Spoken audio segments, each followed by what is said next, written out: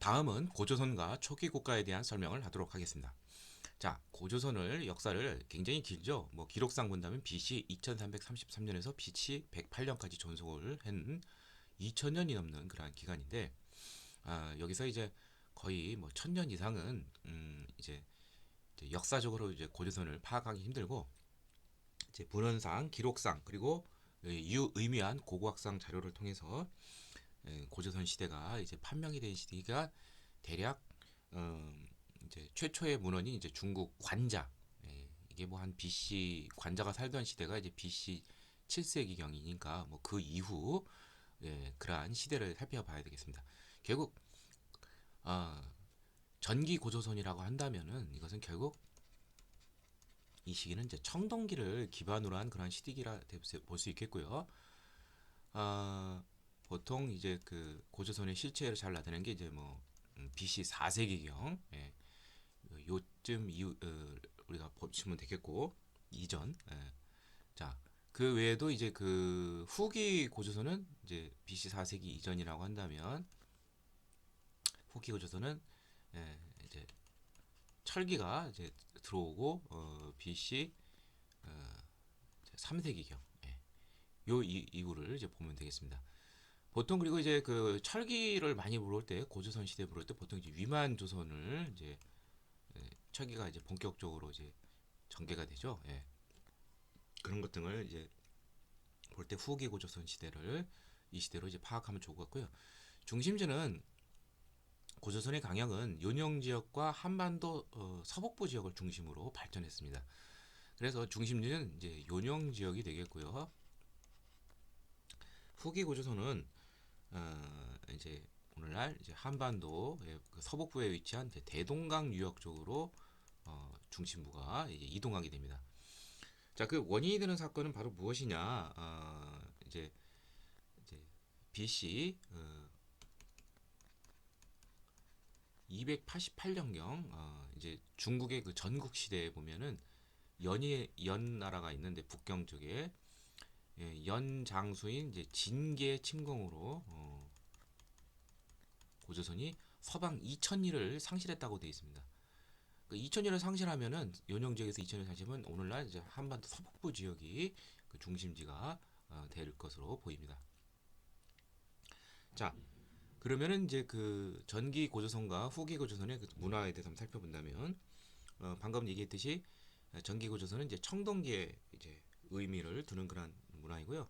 우리나라 청동기 문화하면 이제 비파형 동검이 있죠.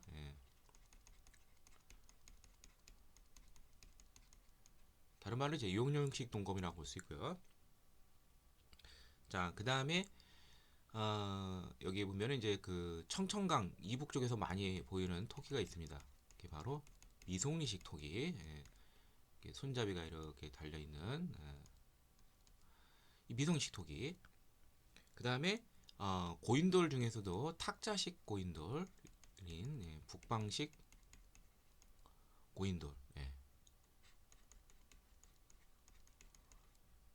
그 다음에 청동 거울 중에서도 이제 거친 무늬 거울,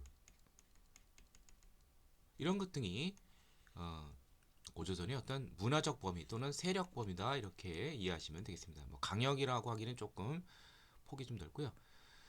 그리고 이제 미성시 토기 외에도 한능검 초기 시험, 아마 제가 알기로는 아마 5회 그쯤에서 아마 나온 것 같은데, 이제 청천강이 있고 그 아래 보면 이제 대동강이 있죠.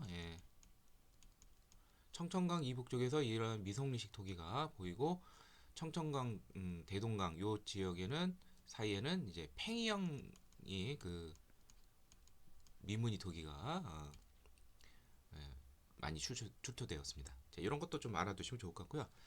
자, 후기 고조선에 가면은 이제 이른바 이제 철기 시대로 이제 들어가게 되죠. 자, 이것은 후기 고조선의 문화가 아니라, 우리 이제 앞서서 설명을 하겠지만, 이제 비파형 동검에서 이제 세형 동검으로 이제 바뀌게 되죠. 이것은 한국식, 우리의 거푸집을 통해서 만들 수 있는 한국식 동검이다, 이렇게 이해하면 되겠고요. 또 본격적인 철기 문화가 이제 들어오겠고, 그 다음에 이제 거친 무늬 거울에서 이제 자잘한 잔무늬 거울로 많이 바뀌게 됩니다.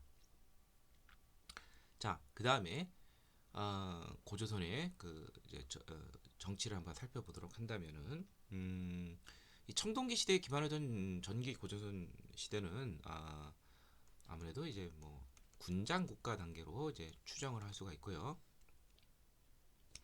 자, 그러한 것은 이제 그 재정 일치적인 어떤 그러한 모습을 보이지 않을까 이렇게 생각이 됩니다. 단군 신화를 보면 알 수가 있고요. 그래서 그 지도자의 이름이 바로 단군 왕검이죠. 단군은 제사장적인 의미이고 왕검은 군장의 의미가 되는 것이죠. 자, 그리고 이러한 단군 왕검의 건국 이야기 뭐 잘 알 테고 이 단군 이 건국 이야기를 볼 때 당시 그 청동기시 시대상 계급이 분화한다든지 재정이 일치한다든지 또 배우자를 이제 다른 시족에서 찾는 어떤 조교원의 모습이라든지 곰부족과 환웅부족 뭐 등등 예. 그리고 이러한 단군의 건국 이야기를 통해서 어떠한 이념 등을 이제 우리가 알 수 있냐면 뭐 선민사상 우리 민족은 어떤 선택된 민족이다. 예. 그리고 풍백, 우사, 운사 이런 신하들을 데리고 가죠. 환웅이 하늘에서 내려올 때 농경사회라는 걸 알 수가 있고요. 그리고 곰부족과 환웅부족이 즉 곰부족은 토착 부족 중에서도 좀 유화적인 부족이 되겠고 환웅부족은 하늘에서 내려온 이제 천강 실화라고 그러죠. 예. 아마 선진 문화를 아마 청동기 문화로 추정이 되는데 가진 외래 문적인데 토착 부족이었던 이제 호랑이 족을 몰아내고 이제 결합을 한 것이죠. 그래서 일종의 연맹왕국을 이제 발전했다 이렇게 우리가 이해할 수가 있습니다. 자, 그 다음에 이제 후기 고조선은 이제 시험에서 자주 출제가 되는 부분이니까 이 부분은 좀 자세히 좀 알아두셔야 돼요. 자, 이거는 이제 중국 기록에도 이제 나오기 때문에 그런 건데, 자, BC 이제 3세기경부터 고조선이 중앙 집권적인 모습을 보이게 됩니다. 어떠한 모습이냐면 3세기 이후로 뭐 부왕이라든지 준왕이라든지 뭐 이런 왕들이 나타나고 왕위를 세습하게 됩니다.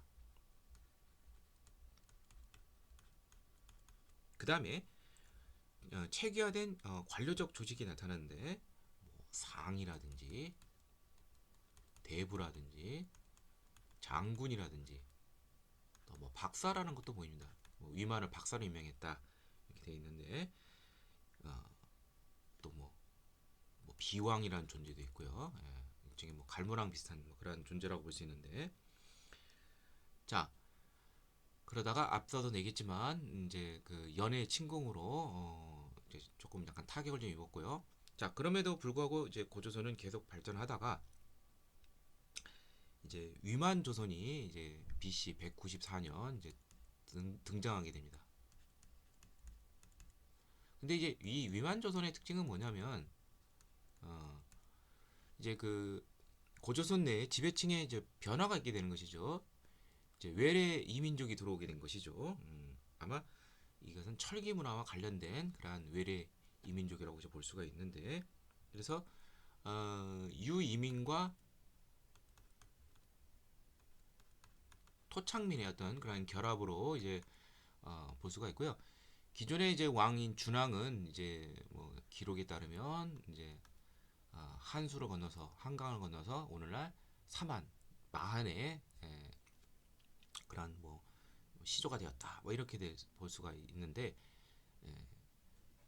그렇다는 것은 결국 이제 그 지배층에 좀 변동이 있었던 것이고 따라서 이제 위만 조선이 들어오면서 고조선 내에서 약간 좀 내부적 어떤 균열이 점차 있게 됩니다.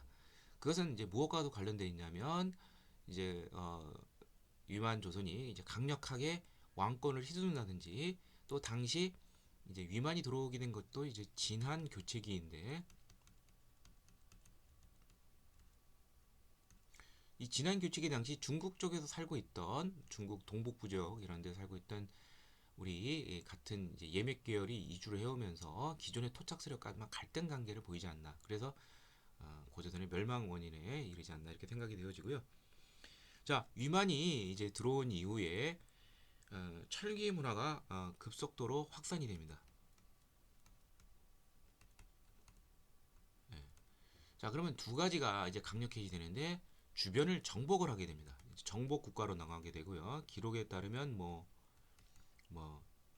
진번이라든지 임둔 이런 지역을 이제 복속을 시켰다 이렇게 나와 있고 또 하나는 이제 그 경제력이 이제 발전하고 또 상업 이런 것 등이 발달하면서 이제 교역 이런 것도 많이 발달하는데 여기서 이제 중요한 것이 이제 중개 무역이 이제 결국 문제가 됩니다. 즉 한반도가 있다면 한반도 남부 지역에 고조선의 다른 이제 정치적 세력이 있죠. 그게 바로 이제 오늘날 삼한의 전신격이 되는 고조선이 있고 진이라는 이제 어떤 연맹체가 있는데 그 전에는 뭐 예라고도 불리우는데 요 사이에서 중국 이제 한 왕조와 중개 무역으로 많은 이득을 추구했는데 중국 한나라에 뛰어난 왕이 한 명 있었죠. 한 무제가 있는데 이런 걸 용납을 못하죠. 결국 한 무제의 침공으로 인해서 이 중개 무역 갈등 결국 BC 108년에 멸망하게 되었습니다. 처음에는 이제 이제 잘 이제 막아냈지만 이게 이제 멸망하냐면은 뭐 이게 보면은 이제 그 고조선의 내부 분열이 많이 있게 돼요. 그것이 아마 이 위만 조선의 태생적 한계가 아닌가 이렇게 생각이 되어집니다. 자, 그러면은 뭐 이제 이러한 이제 역사를 한번 쭉 이제 살펴봤고요. 예. 자, 그러면은 이제 뭐 다시 한번 이제 뭐 전기 고조선은 뭐 실제로 역사를 이제 뭐 정리하기 좀 그렇고 후기 고조선 쪽에서 이제 다시 한번 잘 한다면 예, 이제 BC 3세기형 이제 중앙 집권적 국가 모습이 나타났다는 거. 예. 그러다가 이제 BC 194년에 유만 조선이 들어서면서 고조선의 정권 교체가 있었다는 거. 그리고 고조선이 이때 위만 조선이로 발전하면서 철기 문화가 본격화되면서 오히려 고조선의 군사 경제력이 성장하는 것이 오히려 독이 돼서 중국 한의 침공을 받아서 결국 BC 108년에 멸망을 했다. 이렇게 이해하시면 되겠습니다. 자, 그러면은 이제 그 고조선의 사회상을 보여주는 것은 이제 어떤 것이 있느냐? 오늘날 전해진 것이 팔조법이라는 것이 있죠. 또는 범금 팔조 뭐 같은 말이에요. 예. 있는데 중국 측 기록에 이게 나와 있습니다. 한서 지리지에. 자, 오늘날 전해지는 것은 세 가지 조항이 있습니다. 살인, 상해, 절도에 관한 조항이 있는데 남을 살인하면 똑같이 사형에 처하고 상해를 입히면 어떻게 되느냐? 배상을 하는데 곡물로 이제 배상을 한다. 당시 사회가 농업사회라는 거, 이것이 화폐처럼 농산물이 교육 이제 거래됐다는 거 우리가 알 수가 있고요. 그 다음에 절도가 하면은 이제 노비로 삼다고 됐습니다. 이건 당시 사회가 계급 사회라는 것을 우리가 쉽게 알 수가 있고 또 남의 물건이라는 걸 통해서 볼 때 사유재산이 개념이 있었고 자 이를 자속하려면 갚으려면은 50만 전을 내야 된다. 따라서 이것은 당시 화폐가 사용이 되었다. 것을 우리가 알 수가 있습니다. 그래서 이러한 팔조법을 통해서 당시 사회는 농경 사회라서 농업을 중시하고 그래서 상해죄를 따로 두었고 사유재산을 보호했고 형벌과 노비 등이 있었고 그 다음에 이제 팔조법의 주된 내용은 아니지만 뭐 여자의 정절을 귀히 여겼다. 그래서 여자의 감에 이런 걸 강요했다는 것은 가부장적인 모습을 우리 사회라는 걸 우리가 알 수가 있습니다. 자, 다음 이제 초기 국가에 대해서 살펴보는데, 이 초기 국가들은 철기 문화에 기반을 두어서 나타난 그러한 다양한 국가들입니다. 자, 위치를 한번 먼저 보면은 이제 부여는 이제 우리 역사에서 이게 이제 한반도라면 한반도의 민족 영상이 백두산에서 이제 송화강이 흐르죠. 이 송화강 중상류 지역에 자리 잡고 있는 가장 북쪽에 자리 잡고 있는 나라입니다. 굉장히 크고 광대한 나라인데, 고구려는 다시 부여에서 일파가 가려져나서 압록강 지류 쪽에 이제 고구려가 이제 나오게 됐고요. 그러니까 따라서 부여하고 고구려는 밀접한 연관이 있고, 그다음에 한경도, 강원도 이 좁은 해안가 지대 쪽에 각각 옥저와 동해가 있었고, 그다음에 한강 이남에는 이제 삼안이 있었다는 거 잘 알아두시기를 바랍니다. 자, 그러면은 부여는 이제 송화강 예, 중상류 쪽에 이제 있었는데, 자, 그러면은 이제 중상류는 아니라 중하류가 되겠네요. 예. 자, 정치 형태는 어떻게 되느냐? 이 초기 국가들은 거의 기본적으로 아직 중앙 집권은 안 되고, 발달한 나라들은 연맹왕국 정도까지는 발전했습니다. 그래서 여기도 이제 연맹왕국인데 오부정 연맹체인데, 왕과 그다음에 사출도라고 해서 마가, 우가, 저가, 구가, 말, 소, 돼지, 개 이런 걸 상징하는 네 명의 대부족장들을 합쳐서 오부족 연맹체가 되고, 이런 사출조의 대가들은 자기 구역을 자기의 신하들을 거느리고 다스렸다 이렇게 되어 있습니다. 자, 고구려도 역시 오부족 연맹체입니다. 예, 게르부, 선호부 등등등등. 처음에는 이제 선호부 쪽에서 왕이 나왔는데, 태조왕대를 중심으로 해서 이제 게르부 쪽에서 왕위가 독점 세습이 되죠. 그리고 이러한 대가들은 오부의 그런 대가들은 그 밑에 독자적인 관리들을 또 두었습니다. 예. 그리고 사자, 조의, 선인. 부여하고 고구려는 관직명도 좀 비슷한 게 많아요. 그래서 예를 들면 사자란 말은 공통적으로 부여랑 고구려 나오는데, 이 조의 선인은 부여에서는 없으니까 조의 선인이 나오면은 이것은 고구려다 이렇게 이해하시면 되겠습니다. 자, 고구려의 위치는 이제 부여는 광활한 만주울판이라면, 고구려가 처음 시작한 곳은 졸본 지역인데 굉장히 그 험난한 지역이에요. 조금 발전해서 국내성으로 이동을 했지만, 여기도 그렇게 환경이 이렇게 농사 짓기는 그게 좋지 않습니다. 이런 척박한 환경이기 때문에 일찍부터 약탈 경제로 발전했다 이렇게 이해하시면 되겠고, 그 증명으로 각 가정마다 부경이라는 창고가 있었다 알아두시면 좋겠고요. 그 다음에 옥저하고 동해는 함경도, 또 강원도 북부 이 좁은 해안가 지대에 위치하고 있어요. 동해안. 그러니까 여기는 선진 문물이 들어가기 힘든 그러한 좀 약간 좀 폐쇄적인 지역이고, 특히 이제 옥저 같은 경우에는 고구려랑 가까이 있어서 또 힘도 약하다 보니까 고구려의 종속이 됐다는 거 꼭 알아두시고요. 그래서 공물을 많이 바쳤고요. 자, 사마는 한강 이남에 굉장히 많은 중소 그런 연맹체들로 이루어졌습니다.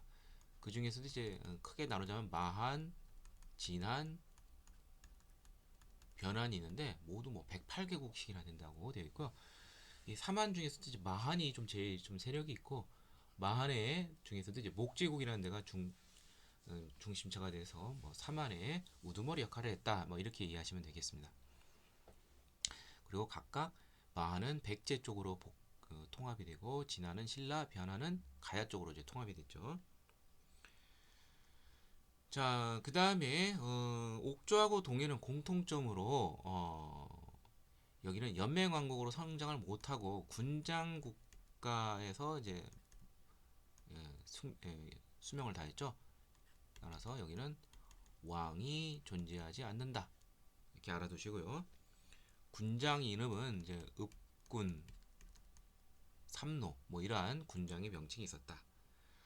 자, 사마는 굉장히 많은 군소국으로 이루어졌어요. 코딱지만한 나라도 있는데 그래서 군장도 뭐 여러 가지 명칭이 나와요. 뭐 신지, 견지, 읍차, 부래, 검독 뭐 등등등등 뭐 여러 가지가 있고 또 특징적인 것은 군장 외에 제사장으로 천군이 이제 따로 있었는데 이 천군이 관할하는 지역을 신성한 지역을 우리는 소도라고 하는데 이 소도의 존재는 여기에 범죄자가 들어와도 정치 지배 세력인 군장이 잡아가지를 못해요. 따라서 이것은 재정일치가 아니라 재정 분리의 그러한 모습을 보여준다. 이렇게 이해하시면 되겠습니다. 자, 경제 생활을 보도록 하죠. 부여는 광활한 만주. 여기는 이제 그 벼농사 이런 게 힘들죠. 그래서 뭐 목축을 한다든지 아니면 뭐 절반은 농사 짓고 반농 반목축업이 되겠고요. 그래서 뭐 말이라든지 주옥, 모피 좀 이러한 특산물이 많이 나오고요. 그래서 이제 제철 행사도 만약 농경 사회라면 씨 뿌리는 5월 아니면 추수하는 10월이어야 되는데 여기는 12월 동떨어져 있죠.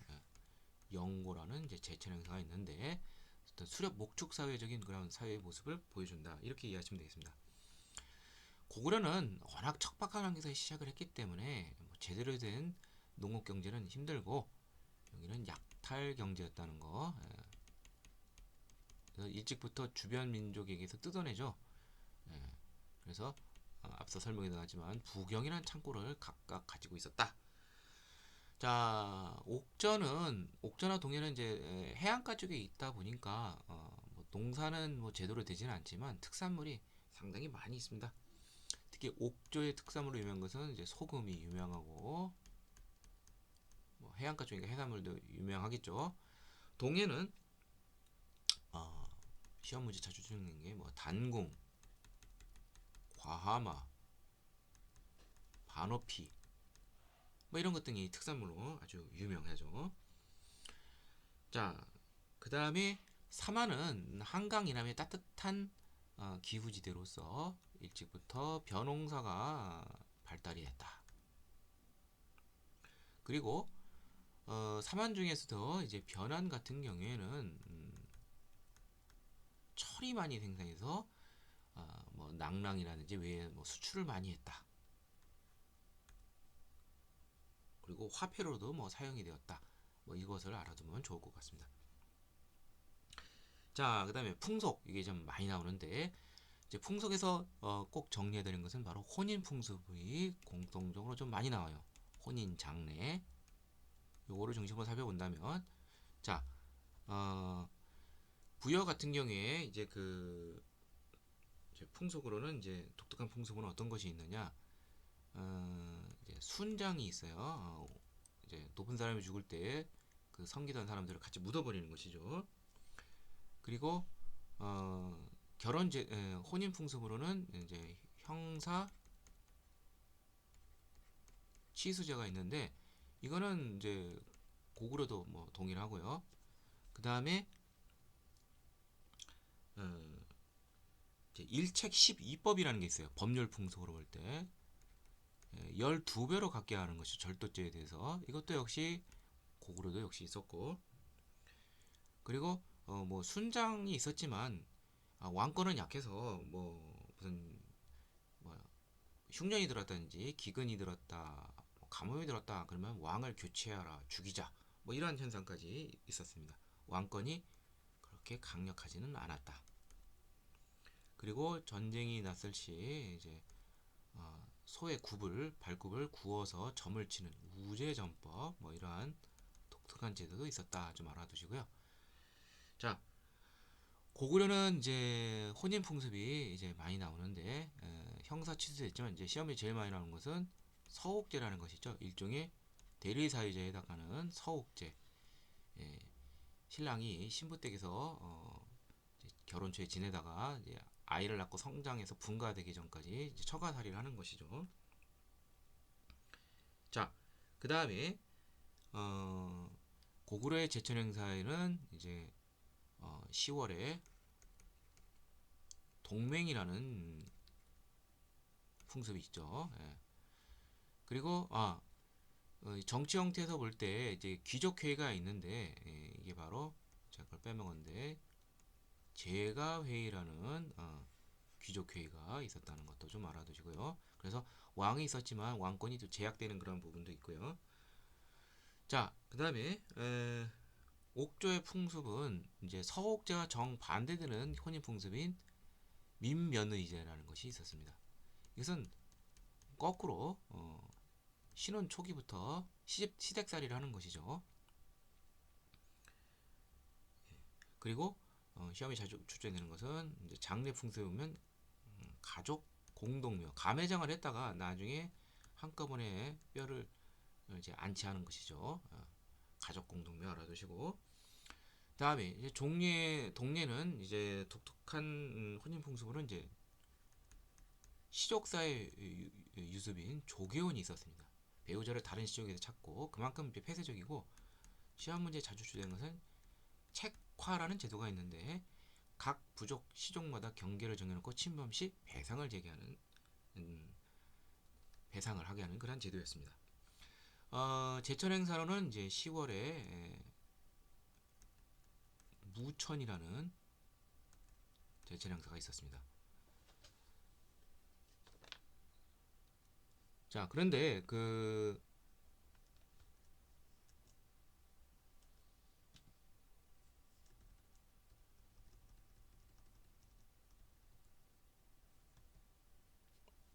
자, 그런데 유일하게 이제 그 가족 공동묘가 없는 제천 행사가 없는 데가 있어요. 바로 옥조는 제천 행사가 없었다는 거 꼭 알아두시고요.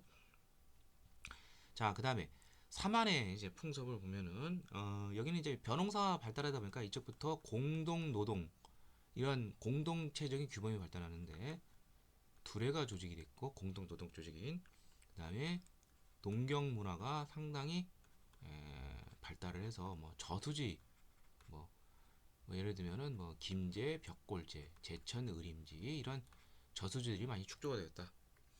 자, 사마는 제천 행사가 이제 벼농사이다 보니까 씨 뿌릴 때도 이제 기념하게 됩니다. 씨 뿌리는 5월제와 추수하는 10월제 이 두 차례에 있었는데 그만큼 이제 농경이 꽤 발달했고 중요시역이었다 이렇게 이해하시면 되겠습니다. 자, 이상을 통해서 고조선과 초기 국가에 대해서 한번 살펴봤습니다. 그래서 이상을 통해서 선사시대 편을 모두 마치도록 하겠습니다.